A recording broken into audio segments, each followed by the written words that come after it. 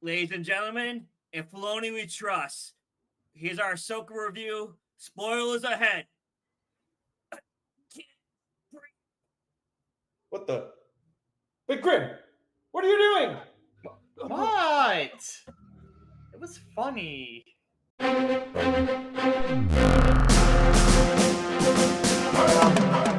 Welcome back to Final Credits. Me and the boys here have just finished season 1 of Ahsoka, fresh in our minds. The day after, we're giving our thoughts. Spoilers ahead, and Big Grim won't choke me to death this time. I'm going to turn it over to them first, and I'll give you my thoughts. Guys, take it away. Well, what are we talking about? What we liked, what we don't like? What do you want to start off with first? Everything. Like, dislike, and everything in between. I'm going to tell you what I hated. I hated that everyone in this show was stupid. In what regard? Well, oh, look, there's a ship. Okay, let's dock it. Come on in, guys. What do you got? Oh, we have somebody who could be a Jedi and their apprentice, or it could be a Sith. Who the hell knows? Come on in. We're 20 people. There are only 2. Everything will be fine. No, that's not. No, you're an idiot. And then that was in the first episode. In other episodes, it's like Thrawn was like, I do not want to underestimate these Jedi, so let's just send in 2 TIE fighters in to take them out. No. What? But then when they show up on their little, wolves, bring down Hellfire, and there's like 6 lasers that come at them. Well, the TIE fighters were just to test, dip his toe in the water to test their Now, he's very strategic. No. Well, let's give like a general a thought of like what I feel like we're skipping around too much. Let's give like a general idea of like what we felt from the show as a whole first, and then we'll get into the nitty-gritty. Overall, I enjoyed it though. There you go. I mean, if there's a way to do it, then there you go.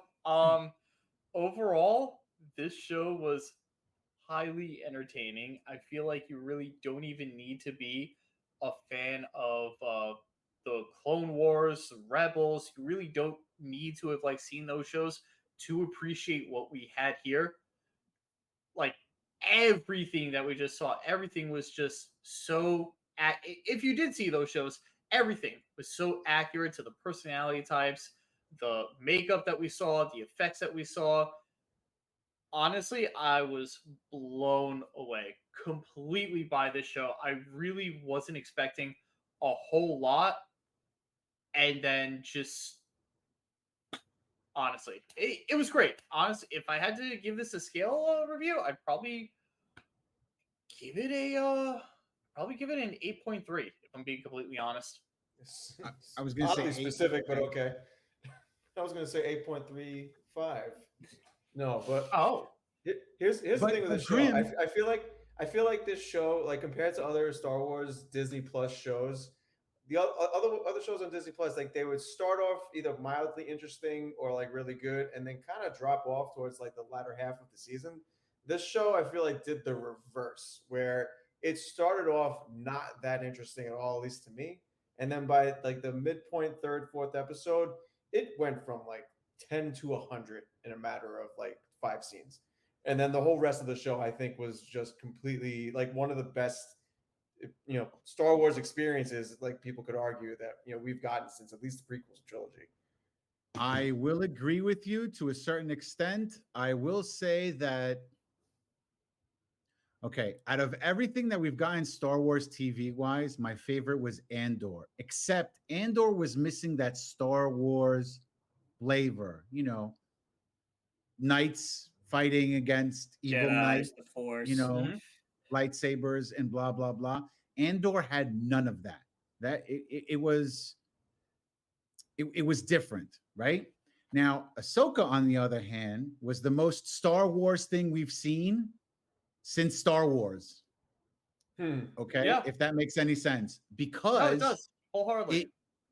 It was a story about a Jedi trying to find their way, about a Jedi getting an apprentice, about an apprentice getting their friend back that was, captured for 10 years in another galaxy. Like, this was a real story.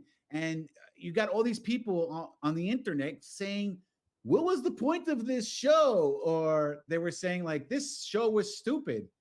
I think that they put too much in their head and they assumed that what they wanted to happen did not happen, and they got annoyed about that. But what did they want to happen? What were they expecting? I don't know. The thing is, like, I actually came into the show with like not high expectations, but like a decent amount of expectations, because this is the real first foray of animation, like Clone Wars, Rebels, that whole universe, right, coming into the live action movies, like fully making it. I mean, everybody knew it was always canon.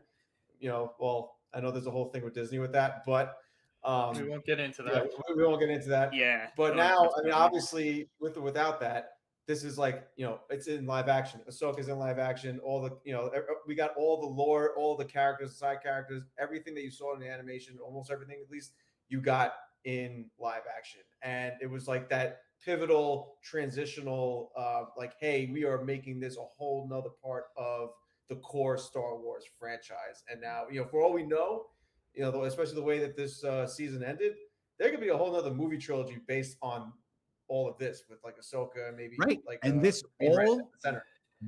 all could take place before the sequel trilogy. Yeah. So 100%. We don't know anything, and people are complaining, and they're like, "Oh wow, we didn't get what we wanted." People are complaining and saying, "Why did we get Anakin? There was no point in Anakin." I'm sorry. Are you serious? This was the best part of the whole season. Okay, I'm going to step in right here. Johnny, you literally just took it from me. Yes, Hayden Christensen has returned, and arguably, yes, he was the best part of this entire series, because it's not, like in Obi-Wan Kenobi, we got Darth Vader back. That's great. That was awesome. In Ahsoka, we got Anakin Skywalker back. Yes, well said. Honestly, perfect. He did it perfectly. He reprised his role perfectly. He adapted himself to the Clone Wars series Anakin that we got, that we all fell back in love with. And we finally just saw Ahsoka's master that I finally felt like. That, unfortunately, we didn't see that in episode 3, because Clone Wars was obviously written after the whole thing, so we never really got to like appreciate that. Right. But we did manage to finally get it here in a live action pursuit. Though probably my two favorite things about this entire series was the episode that we did see Anakin for the first time. That entire episode on itself, I feel like, was one massive moment that was just peak Star Wars for me personally. I was going to say the same thing. I could agree. The second part, though, honestly, at the very end of the series, we got proper Anakin Skywalker as a Force ghost, and I am here for it. That was all right. Did he though? Because he was dressed up as Clone Wars Anakin, not as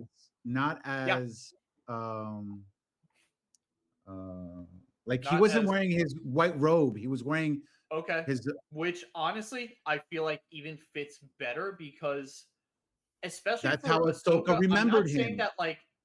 I'm not saying that like Force ghosts are supposed to be like their interpretation, because Force ghosts are also living things, like feeding on the actual living Force.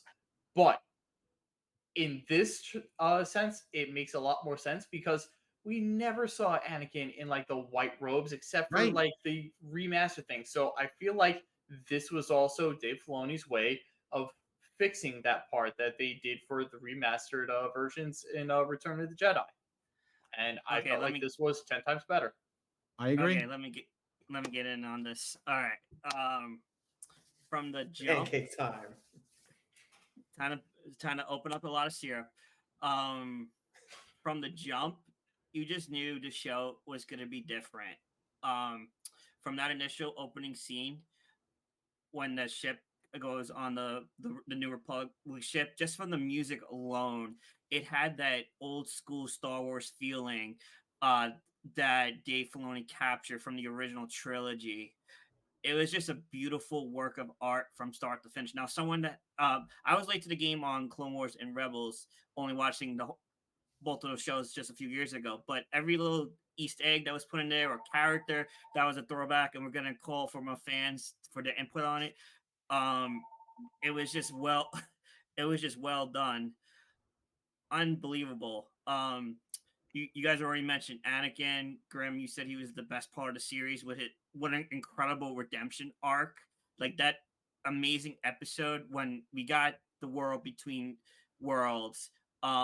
The flashback to see Clone Wars in live action, which was just animation for years and years.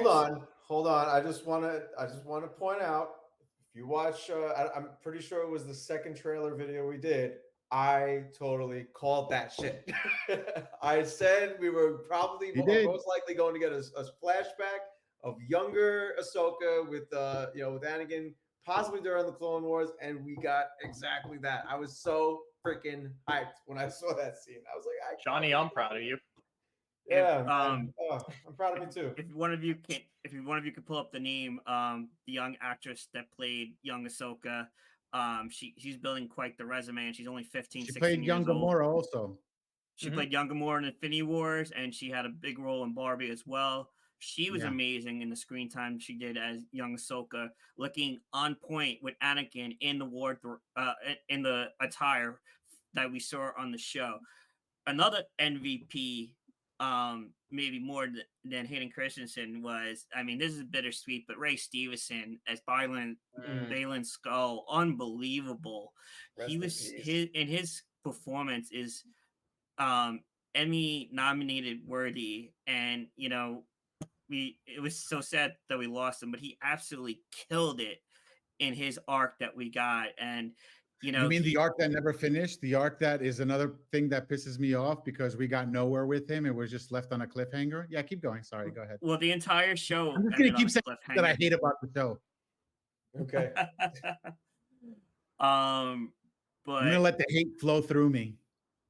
So you're already on the dark side. So, but like things like bringing back in David Tennant to play young. His character's name is escaping me.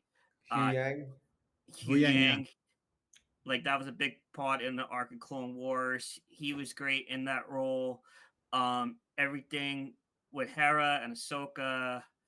And then the fact that we thought maybe when she was in the world between worlds and the whole thing with Anakin is in our head, but no, but her son Jason heard the lightsabers. So it was real.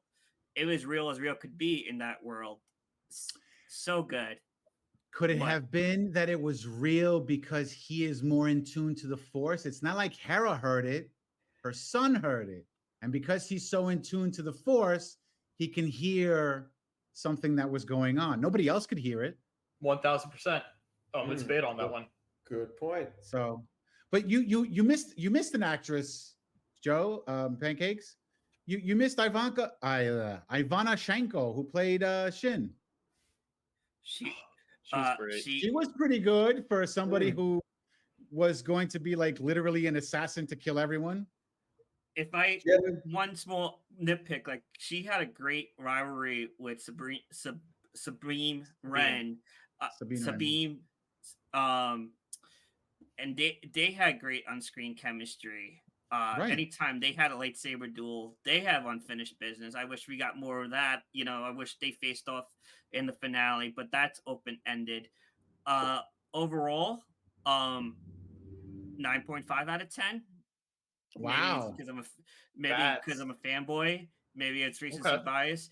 So I've said before on here that The Mandalorian is one of my favorite shows in the past 5 years. But in regards to the Star Wars live action shows, if the Mandalorian opened the door, Ahsoka blew it off its fucking hinges. Like it was that good. Bold statement, but yeah, I can agree with that honestly. I mean, the thing is with Ahsoka as a show, I felt like it was. I mean, overall, it was immensely great. I think And in some way, like I think the standard everybody is like holding these shows to in general is like the first season of Mandalorian. And in the beginning, the show didn't do that because I feel like the first 2 episodes was almost like a tutorial level of a game that you couldn't skip, and you just want to get to the game, and you have to go through this slow step by step. You have to listen to every piece of dialogue. But I love process. the slow burn. Well, to explain what I'm talking about to the viewers, I'm saying that like the first 2 episodes were basically there to educate viewers who probably didn't see like Rebels and the Clone Wars. Say like, hey, this is the context that you guys are missing out on in case you didn't watch these shows. So have at it. And then you had to get through those first 2 episodes, really first 2.5 episodes, until you really got into the nitty gritty of the show. And I mean, you guys remember, I mean, the first couple of weeks, I was getting really skeptical about this, and not only that. But, and I think in a similar fashion, I think overall her performance was good. But Rosario Dawson as Ahsoka, in the beginning, I felt like she was a little stoic to the point of being wooden. And she was just kind of existing in her own show, like occupying her own show, but letting everybody else kind of take the floor. And she was just always observing. But that's what her character was. That's the thing, though. And I'm just like, are you doing anything yet, or what? But it didn't last. It didn't last. I'm not saying that was the entire show she was like that, but those first 2 or 3 episodes, it was get to a point where I was like, what are we? We're just watching her walking in and out of rooms. Well, what are we doing here?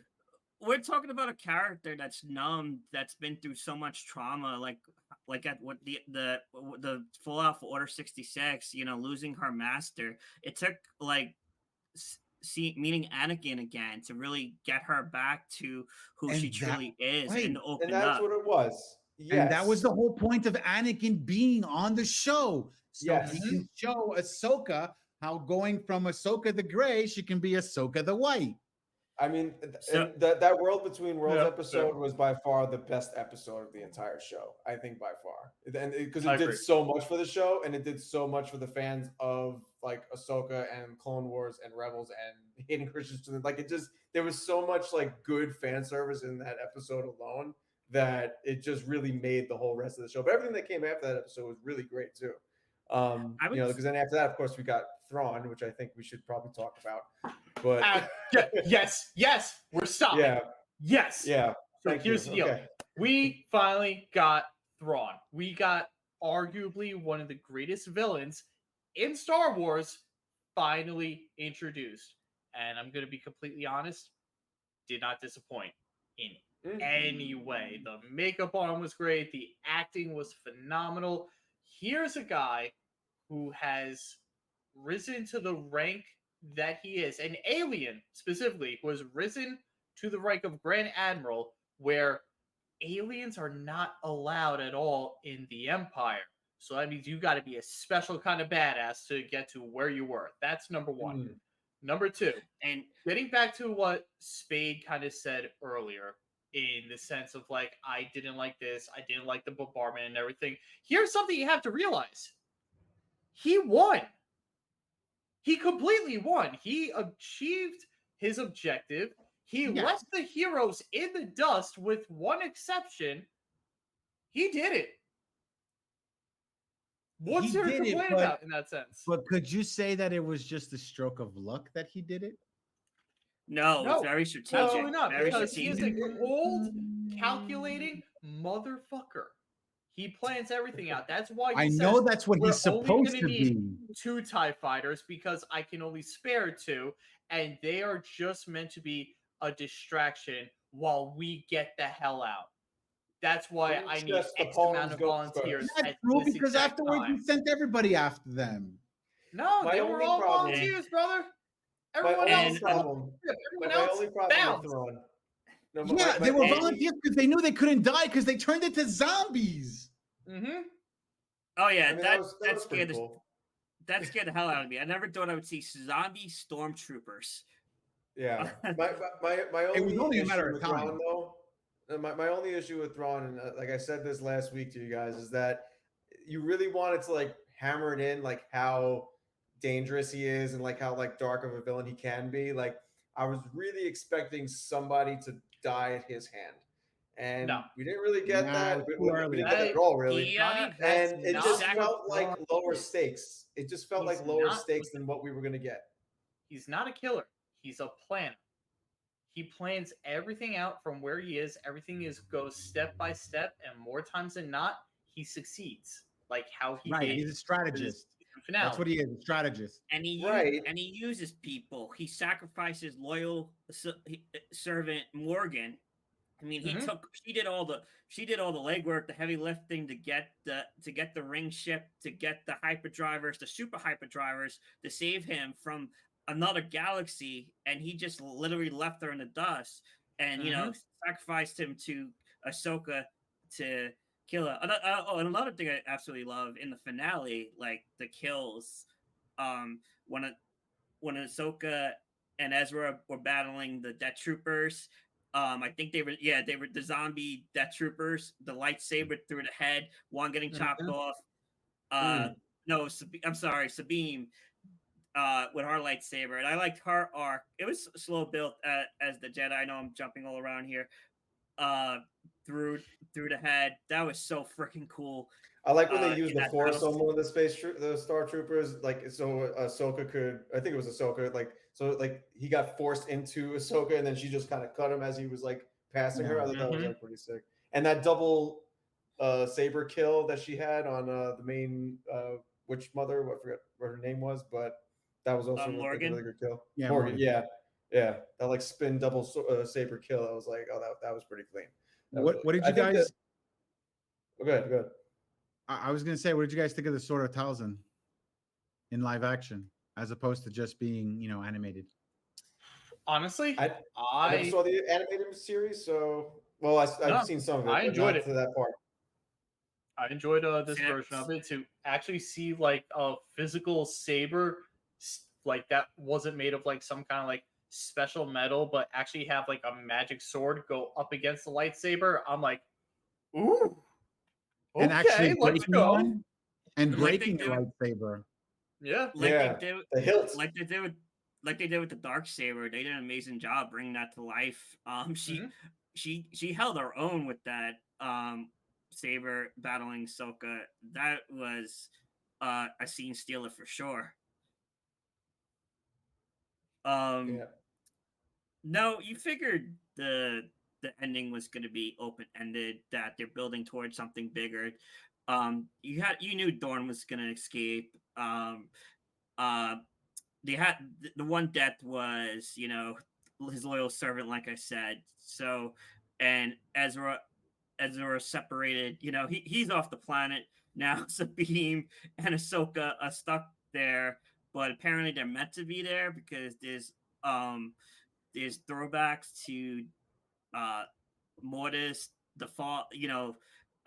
Grim could Father, the son, and the daughter. Better than I did. Yeah, the father and the daughter. Like, Grim, how epic was it to see in the mountain the father like that? I'm gonna be honest, I was pretty awestruck. I saw that, and I'm just like, so this is where we're going. All right, let's. Honestly, I can't wait for season 2. There has to be a season 2 of this show. No, because when you look on Disney Plus, it says series finale, not season finale. I cannot wait for the continuation of this story in some way, shape, or form. It's going to be movies, and I'm going to make this bold statement right now. Ahsoka is going to be the new face of Star Wars. I think she can. I'd be okay with that. She's going to be the new live action face of Star Wars. Yeah. She's pretty. Her character design is pretty iconic. It's Rosario Dawson. It's you know what I mean. Like everything that needs to be there to make that happen is definitely there. So like I can see a whole nother trilogy and then some being created off of like the conflict between Ahsoka and Thrawn alone. And the ending of the show, like you said, it left so much open for all of that to come through, and I think it's going to be in a movie trilogy for sure. Put it this way: the worst episode of Ahsoka is better than all of Rey's character development in all 3 sequels. What? I'm serious. While you're 1000% accurate, to keep going back at this point, just to crap on the sequel series, which again I enjoy doing. I'm not gonna say it's played off a little bit, but I like 2 out of the 3 movies. I like 2 out of the 3. I like one. Well, what these shows have done, started with The Mandalorian, now with Ahsoka taking it to the next level, is the redemption arc as Star Wars overall as a franchise after the fallout with the sequel trilogy. And Ahsoka continues that trend ever since they debuted the Star Wars TV universe on Disney Plus. But to help bring this to an end, I thought Ahsoka was the perfect combination of a great story and fan service. I know when we talked about Obi-Wan before in the past, a couple of you guys said, "Oh, it's just the ultimate fan service show." But with Ahsoka, we still got it. But Dave Filoni was able to wheel it in and tell the story that he wanted to do. What are your final thoughts on the? Right. What are you guys' final thoughts on the show?